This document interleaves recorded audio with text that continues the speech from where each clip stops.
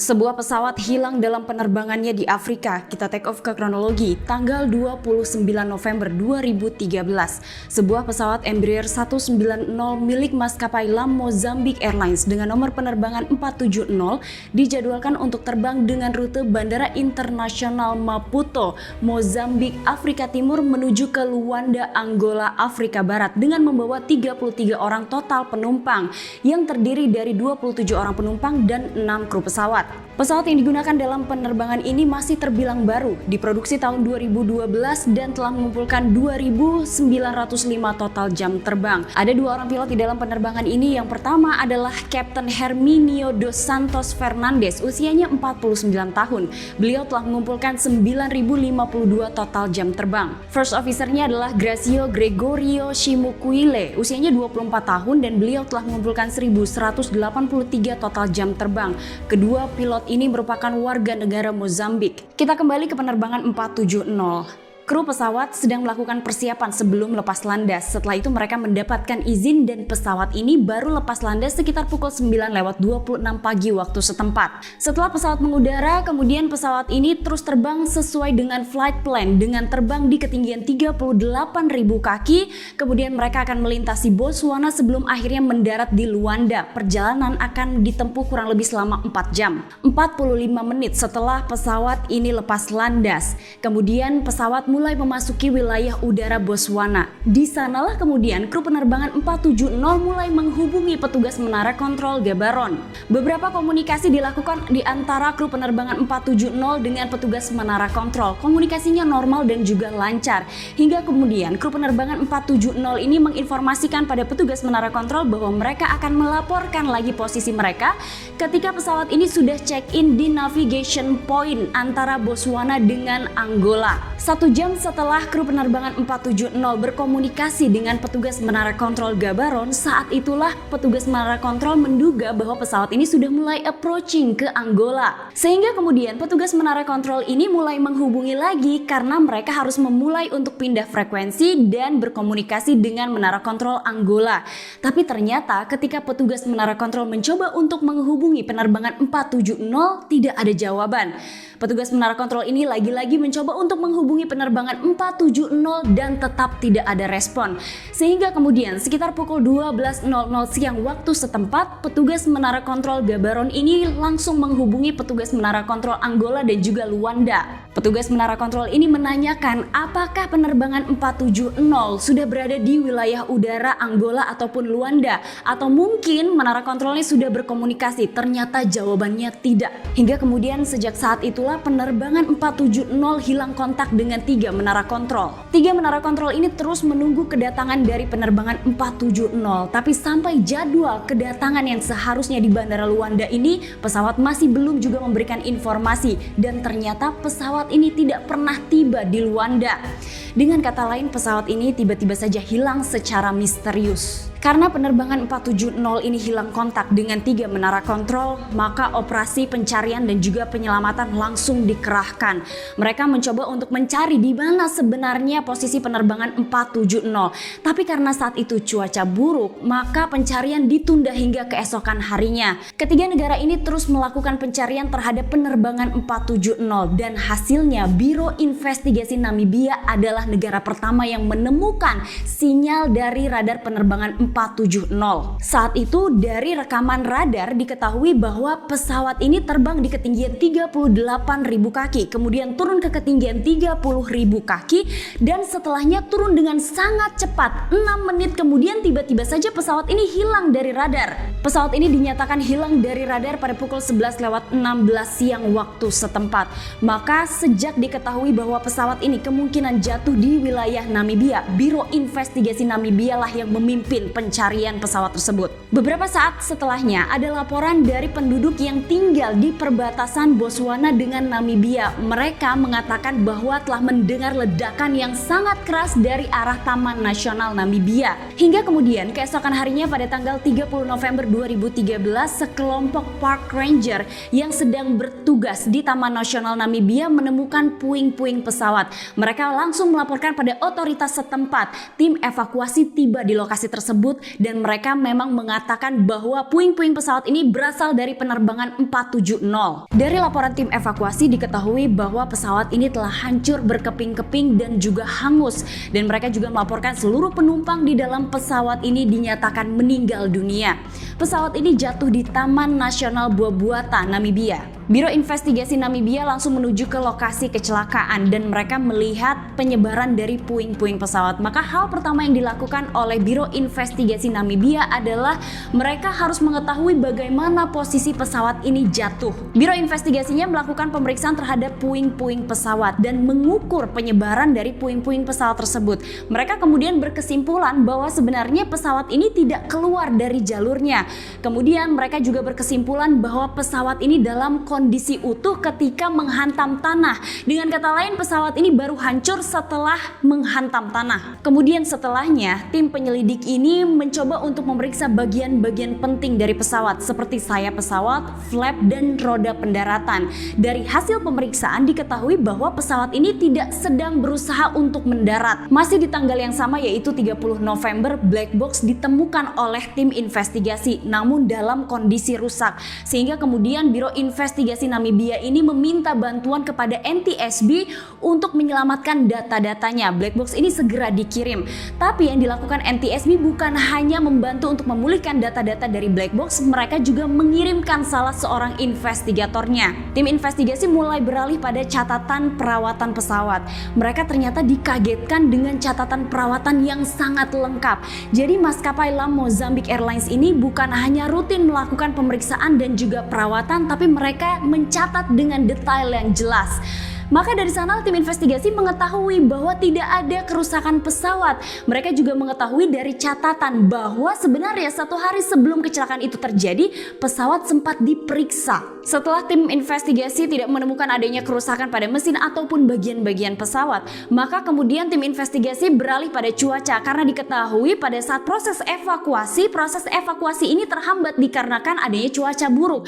Tapi ternyata dari data-data mengenai cuaca, mereka tidak menemukan cuaca menjadi faktor penyebab jatuhnya pesawat tersebut. Tim investigasi terus mempelajari bagaimana posisi dan kemungkinan penyebab dari jatuhnya pesawat ini. Tapi satu hal yang dapat dipastikan oleh tim penyelidik adalah mereka cukup yakin bahwa pesawat ini jatuh dalam kondisi terkontrol. Karena Biro Investigasi Namibia tidak menemukan adanya kerusakan mesin, kerusakan pesawat ataupun faktor cuaca, saat itu kemudian tim investigasi mulai beralih pada pemeriksaan catatan kerja milik kedua pilot.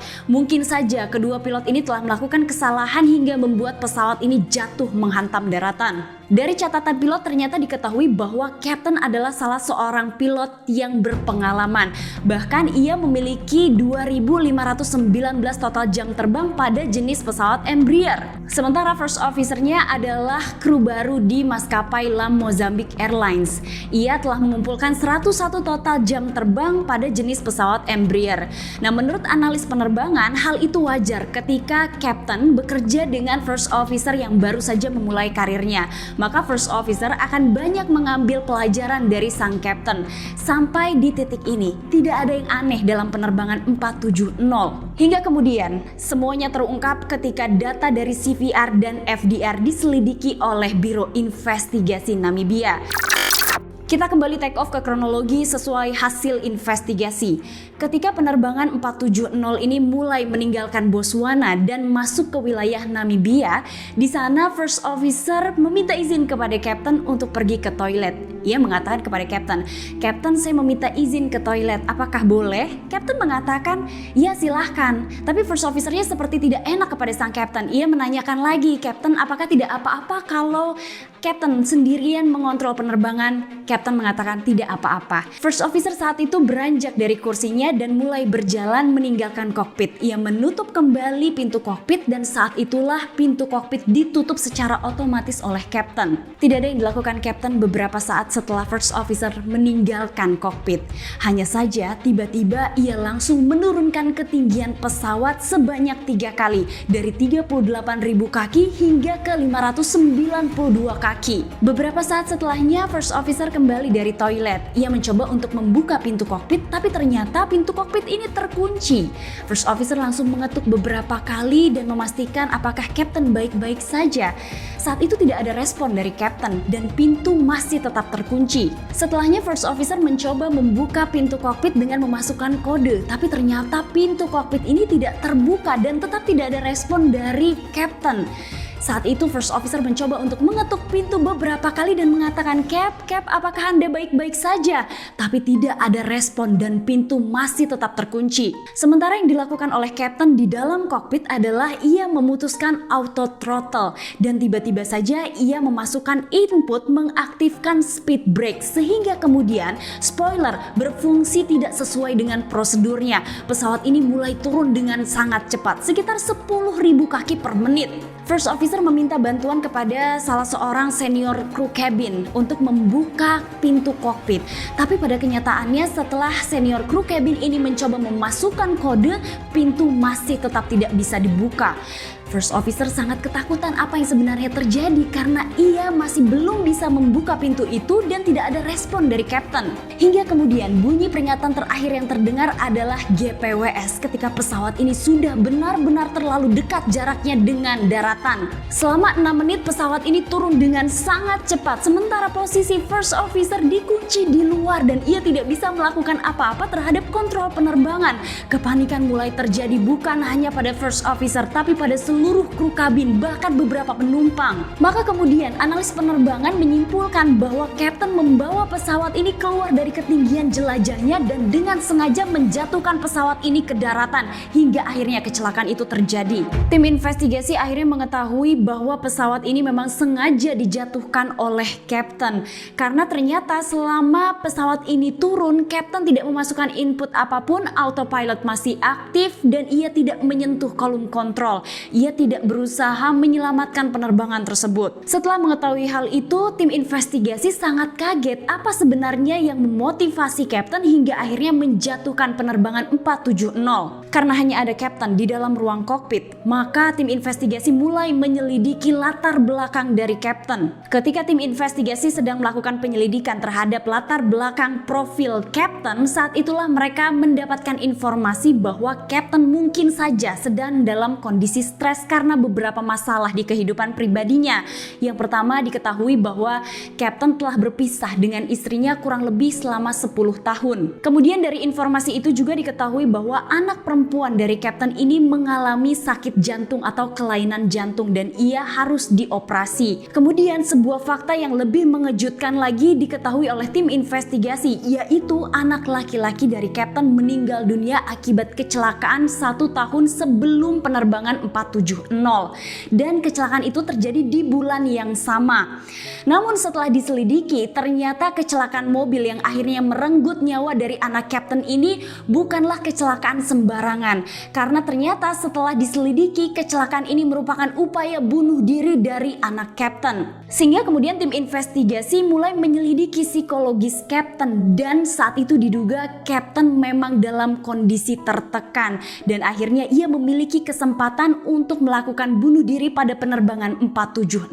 Setelah terjadinya kecelakaan pada penerbangan 470, kemudian Biro Investigasi Namibia yaitu DAAI memberikan rekomendasi pada pihak maskapai untuk tidak memperbolehkan pilot sendirian berada di ruang kokpit. Jika ada salah seorang pilotnya yang harus pergi ke toilet, maka ia harus memanggil salah seorang pramugari untuk menggantikan posisinya, sehingga di dalam ruang kokpit harus tetap ada 2 orang. Nah, itulah informasi mengenai sejarah penerbangan LAM Mozambique Airlines 470 dari channel Tamara Delf. Semoga bermanfaat. Hai halo Delvers, ini saatnya aku untuk bacain 3 komen kalian dari video Boeing dan juga pembahasan mengenai film dokumenter Downfall. Tapi ini sebelum masuk ke komen, aku mau membahas sedikit mengenai penerbangan dari LAM Mozambique 470 ini sendiri. Nah, kecelakaan ini terjadi di tahun 2013, sementara kurang dari 2 tahun kemudian ada kecelakaan yang hampir mirip, yaitu yang terjadi pada Germanwings dengan nomor penerbangan 9525 ketika first officer-nya dengan sengaja menabrakkan pesawatnya ke gunung. Nah, hal ini kemudian menjadi catatan penting bagi semua tim investigasi untuk memberikan rekomendasi kepada seluruh maskapai di dunia agar mereka lebih hati-hati untuk menerima pilot-pilot baru di maskapainya. Nah, kita langsung masuk ke komen ya. Yang pertama adalah dari Starlight. Kak, ini videonya bagus banget. Kapan-kapan bikin video pembahasan seperti ini lagi ya, Kak? Soal pertanyaan kakak, aku sih mau aja ya terbang dengan 737 MAX. Karena kan pesawatnya sudah diperbaiki dan larangan terbang pesawatnya sudah dicabut. Berarti udah aman dong, Kak? Betul, setuju banget. Kemudian yang berikutnya adalah dari Putu Ika Susanti. Mendengar kata terakhir Kak Tamara, siapkah kita terbang dengan Boeing 737 MAX? Aku merinding karena kita nggak bisa memilih pesawat yang akan kita tumpangi saat akan terbang. Semoga sampai kapanpun jangan ada kecelakaan pesawat lagi di seluruh dunia. Amin amin ya robbal alamin. Doaku juga sama banget sama kakak. Ada. Jadi kalau kita mau beli tiket itu ada pilihan, jadi kita pakai Boeing atau Airbus lagi. Nah, itu informasi tambahan tuh. Jadi sebenarnya kita bisa tahu ya Kak Kiki ya, pesawat apa yang bakal kita naiki. Coba katanya cek Traveloka. Wah, ini mah jalan-jalan ya. Lanjut ke komen yang ketiga dari Kak Abbas 77 Gallery. Kalau saya sih sebenarnya tim Airbus sih, karena saya suka bentuk pesawatnya dan suara mesinnya. Saya setuju Kak. Tapi kalau ditanya mau naik Max, sebelum insiden JT610 jujur saya mengincar Max karena penasaran dengan pesawatnya, dan karena itu jugalah saya suka naik Lion. Karena selain faktor harga juga berharap dapat Max, tapi ya nggak dapat Max mulu, malah sering Boeing 737 seri 800 atau 900. Setelah insiden ET302 banyak yang berdebat soal MCAS, rasa ingin naik Max masih ada sampai sekarang, tapi nggak sebesar dulu. Dan kalau ditanya siap nggak terbang dengan Max, jawabannya siap nggak siap, harus siap. Kakak memang luar biasa. Terima kasih untuk komen-komennya. Yang belum dibacain tenang aja, insya Allah di episode selanjutnya bakal aku bacain ya. Terima kasih kamu udah nonton video aku hari ini. Ambil semua pelajaran yang bermanfaat buat kalian ya. Jangan lupa di subscribe, di like, sama dinyalain lonceng notifikasinya. Sampai ketemu di episode selanjutnya. Assalamualaikum warahmatullahi wabarakatuh. Bye-bye. Setelah diketahui pesawat ini jatuh setelah diketahui kenapa itu ngeliat ini gitu, takut. Setelah Biro Investigasi Namibia mengetahui bahwa pesawat ini jatuh secara sengaja oleh